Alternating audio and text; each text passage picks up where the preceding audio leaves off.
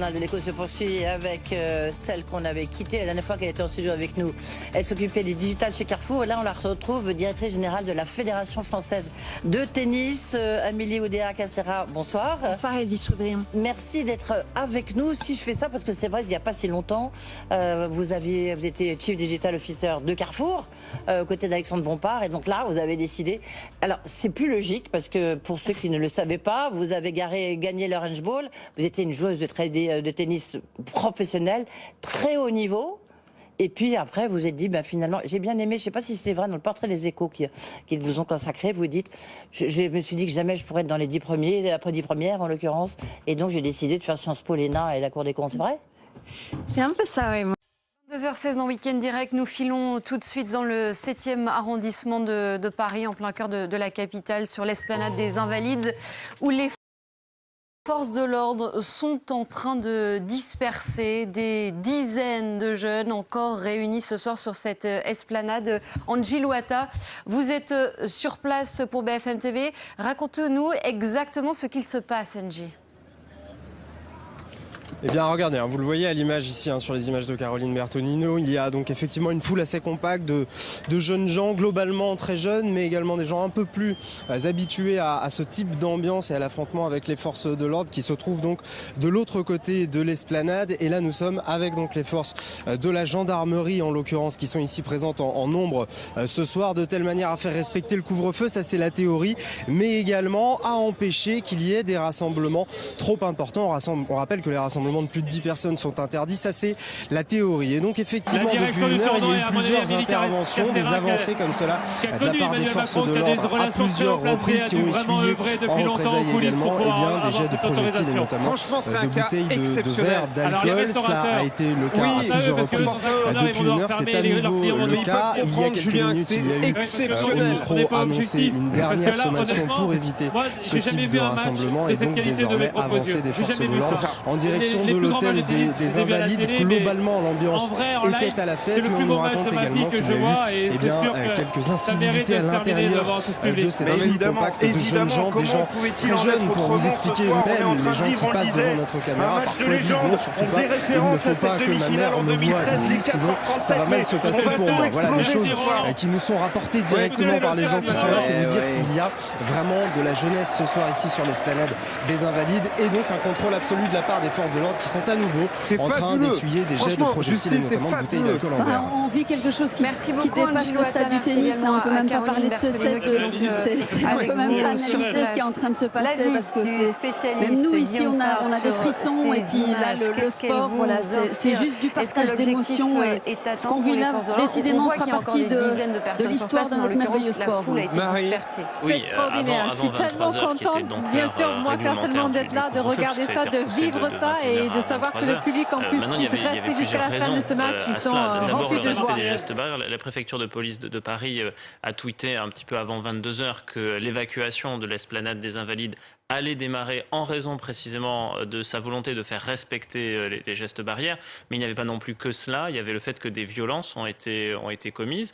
Il y a des images qu'on a diffusées de cette femme qui était dans son véhicule avec des jeunes gens qui tout de même sautaient sur le véhicule, dégradaient le véhicule. Et puis des membres des forces de l'ordre qui ont été l'objet de jets de projectiles. Ça a été rappelé. Et ça a nécessité l'intervention des policiers gendarmes.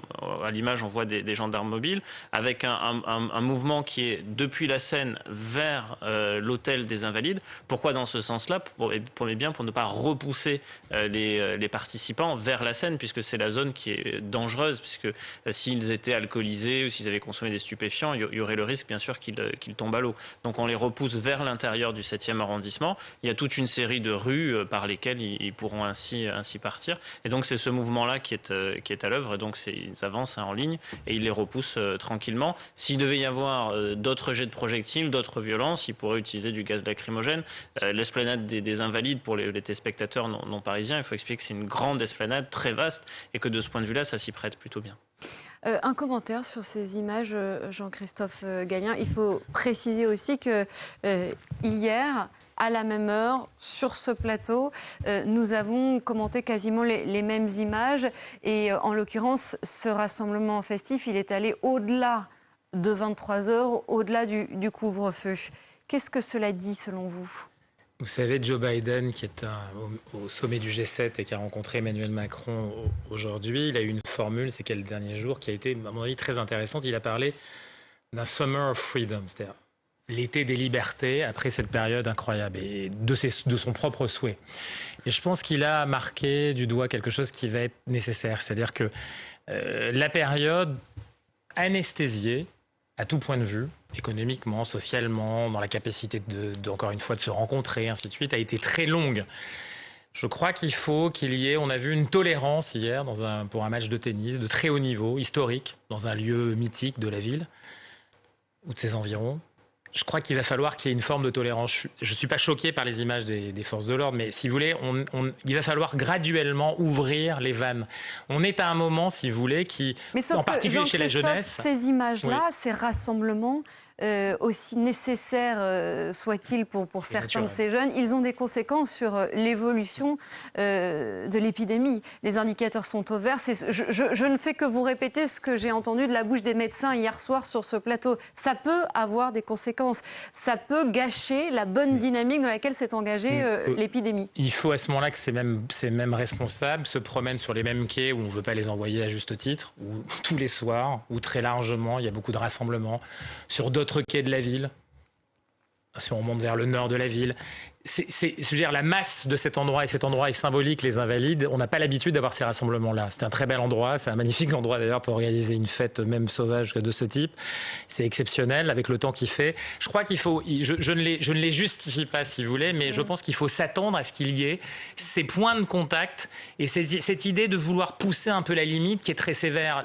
Les forces de l'ordre pour ça, si vous voulez, dans un contexte encore une fois où on fait face à cette dynamique qui est là, c'est nécessaire certainement pour éviter plus loin. Commenter ce qui se passe en ce moment, Guillaume Faure, puisqu'on voit qu'on peut déceler une certaine forme d'agitation. Oui, mais on voit donc là un commissaire de police qui est très nettement reconnaissable. Il a une écharpe tricolore, et puis des gendarmes mobiles qui avancent lentement en ligne pour regagner du terrain sur l'esplanade des Invalides, mais qui sont quand même pris pour cible par des jets de projectiles. On a vu à l'image tout à l'heure plusieurs personnes qui lançaient des projectiles en direction des gendarmes mobiles que l'on voit à l'image.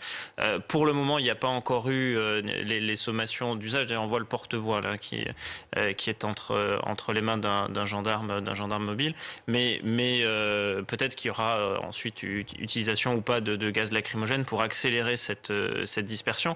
Il faut également rappeler que ces rassemblements, ils sont souvent spontanés, ils sont souvent à l'initiative de certaines personnes depuis les réseaux sociaux, qui invitent un peu au dernier moment un nombre important de jeunes gens à se réunir, avec parfois des sound systems, des sonos. D'ailleurs, vous en voyez à l'image qui sont en train de danser au loin, et qui viennent aussi avec de l'alcool, parfois avec des stupéfiants.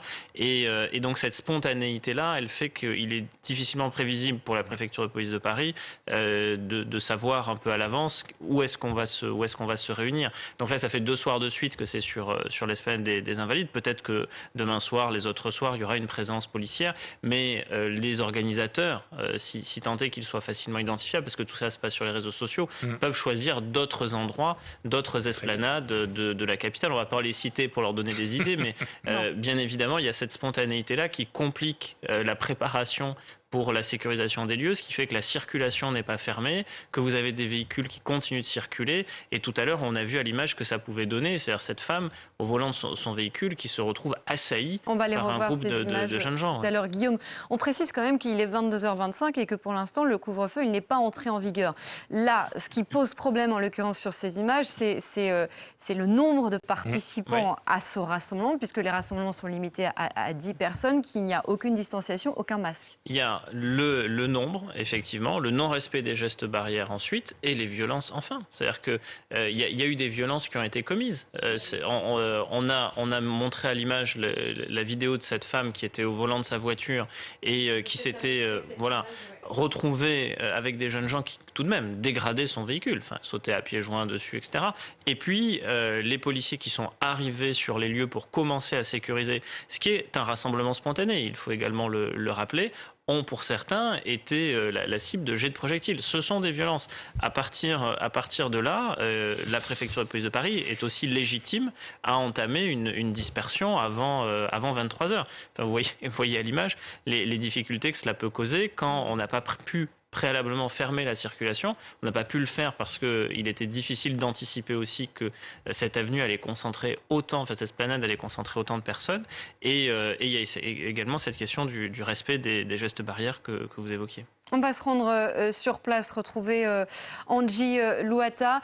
Angie, ce qu'on constate sur ces images, c'est que les forces de l'ordre, comme nous l'explique Guillaume Fard, essaient donc de gagner du terrain pour disperser la foule, mais que certains de ces jeunes semblent décidés à encore faire la fête pendant quelques minutes, visiblement.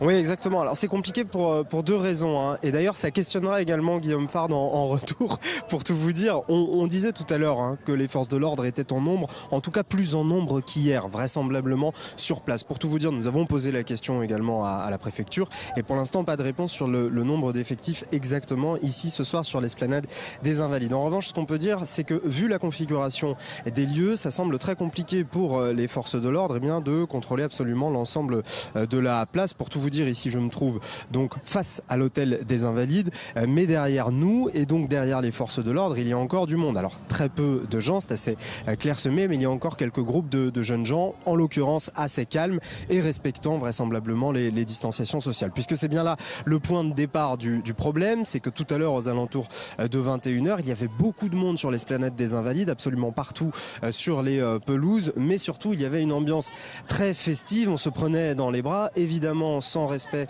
des gestes barrières, sans masque ni rien, mais également avec une part d'incivilité. Il nous a été rapporté quelques agressions à l'intérieur de la foule, sans pour autant qu'il n'y ait de précision, donc n'allons pas trop là-dedans, mais en tout cas, effectivement, il semblait y avoir une ambiance bon enfant comme hier, mais pas seulement. Donc voilà, c'est assez ambigu si vous voulez comme situation, donc ça motive également l'intervention des forces de l'ordre qui ont regagné du terrain désormais et qui se trouvent au milieu de cette esplanade des Invalides, avec toute une partie de la pelouse qui est totalement sous contrôle, quelques groupes de jeunes, et puis en face donc des jets de projectiles et quelques éléments qui semblent un peu plus violents que le reste de la foule. Toujours est-il que les forces de l'ordre sont désormais un peu plus en nombre, puisque je vois sur la droite de l'esplanade également des renforts qui sont arrivés il y a quelques minutes et qui donc peuvent contrôler allant de la Seine jusqu'à l'hôtel des Invalides de manière absolument totale. Donc cela va se poursuivre jusqu'à 23h de cette manière-là, en essayant d'évaluer la dangerosité de la situation d'un point de vue sanitaire et d'un point de vue des incivilités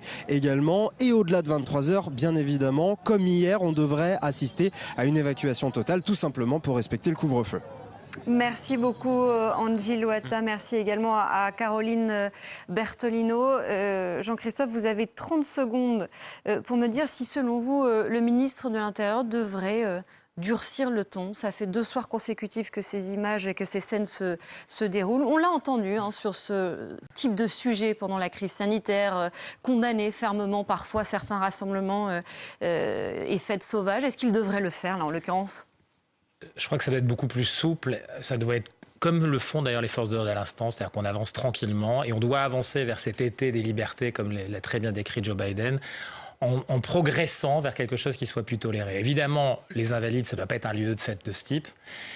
Il n'empêche qu'il y a besoin d'ouvrir un petit peu les vannes de la fermeté, du contrôle, voire de l'anesthésie de relations sociales, et les jeunes en particulier. Les 30 secondes respectées, merci à vous.